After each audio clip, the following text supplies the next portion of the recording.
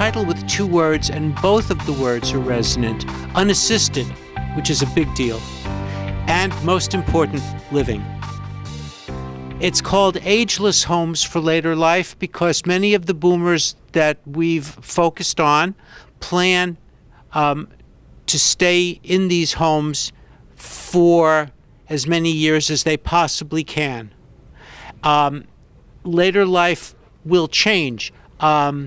People come, people go, people get sick, things change. But the homes that you'll see in this book are flexible enough to change along with the residents. And we like to think that this is one of the main selling points of the book, that it speaks about home as a place where you can shape your surroundings as your own life changes as you get older.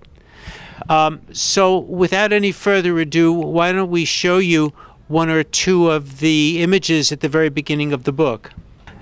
The first section that we want to focus on, and we'll do the book is divided into 6 sections. I think we're just going to look at maybe 1 or 2 projects in each of the sections to give you a flavor for what went into this book.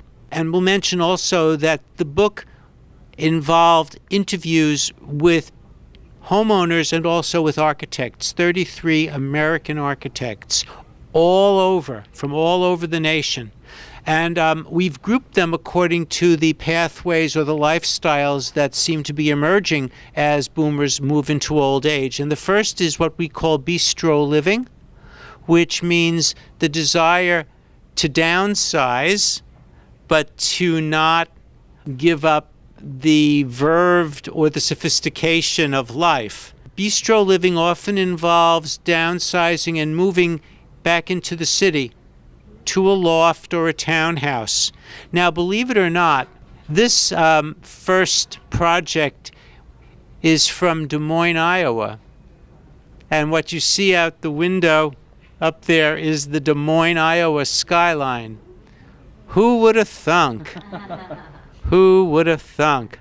But this has been built in a gentrifying part of Des Moines. It's a green, sustainable part of Des Moines. Below this building, this was a converted loft and factory space, and it now overlooks a park where there's baseball and hiking trails. Lower left hand, you see a bicycle because there's a lot of biking, and it speaks to the idea that a lot of people who want the bistro living lifestyle want to be able to walk or ride their bicycles to work or to recreation, and so that's Gierso Loft. Caston Loft, I must say, was designed and built by my very talented colleague and friend, Wid Chapman. This is one of Wid's projects. The one book from my office that happens to have made its way into the book.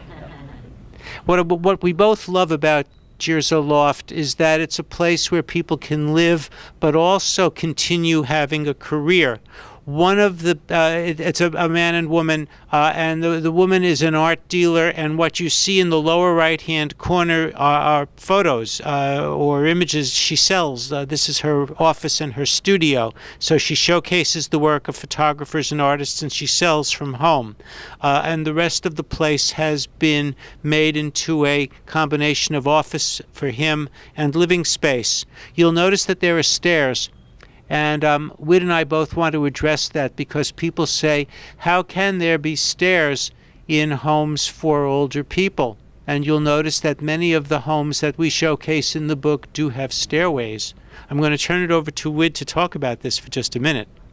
Well, I think, as Jeff said, you're going to see a lot of homes with stairs. And I think it's also important to note that we are looking at 65-year-olds, approximately, and they're not 75, they're not 80. They certainly are thinking about aging in place, and you'll see homes that have future elevator shafts. You'll see homes that have walls prepped for handrails. In this case, there actually is, and you can barely see it. There is next to these little stairs. There's a little grab bar on the brick wall there. It's probably not ADA to code, but we had discussion with this client. Are they comfortable with stairs and open railings like the one that leads up to the to her study, to her office. For the moment, they want this kind of uncluttered architecture and detail. So many of our readers expect the homes to look geriatric. And the great surprise is that these homes do not look geriatric. And Whit and I have a theory about why this is so. Boomers from the get-go have been rule breakers. When they were growing up during the 60s, they lived through a period of revolution and rule breaking. And now, even in older age and later life, they are shaping rules to meet their own needs, so that there will be homes that have grab bars in the toilet, let's say, but also stairways. So boomers are doing it their own way. This rather glitzy place is called the Hollywood, and it's located in Hollywood, California. Whit calls it a tribute to boutique hotels. It's apartment living in the center of Hollywood, California. The architect mentioned that when they built this, they had actually planned it for boomers. I was surprised, but it appears that in many large American cities, when boomers retire, at least for a time, some of them come to the center city and enjoy that freedom of having access to the central city. I doubt if people would stay in the Hollywood much longer than 5 years, but it's an example of bistro living. Our next section of the book, which gets us both very excited and optimistic, is called 3 Generations Together. And we're discovering that many boomers are trying to create compounds where they can live with children and grandchildren together. This is a new and unexpected development, but there are 3 very, very exciting projects in this section of the book. The first is Mill Valley House, which was the inspiration of grandparents who had 2 married children. They created a compound where the married children and the various grandchildren could all live together in what amounts to a green and sustainable heaven on earth. This other one was built in Vermont. It was built by boomer grandparents for a daughter who had been divorced. The project actually consists of 2 houses on land together. They were built in the spring, but the architect and the client went to this property in the dead of winter and walked on snowshoes and tried to understand what this place would look like in the snow and went from there. But it's for a set of boomer grandparents, a divorced daughter and her 2 children, and you see the grandfather and the 2 children in the lower right. And the landscaping is done to make it very accessible. The connection between the houses is very accessible.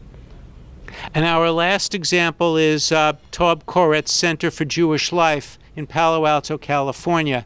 And what's so very interesting about the Center for the Taub Koretz Center is that the philosophy there is that 3 generations don't just have to be from a family. It can be something bigger.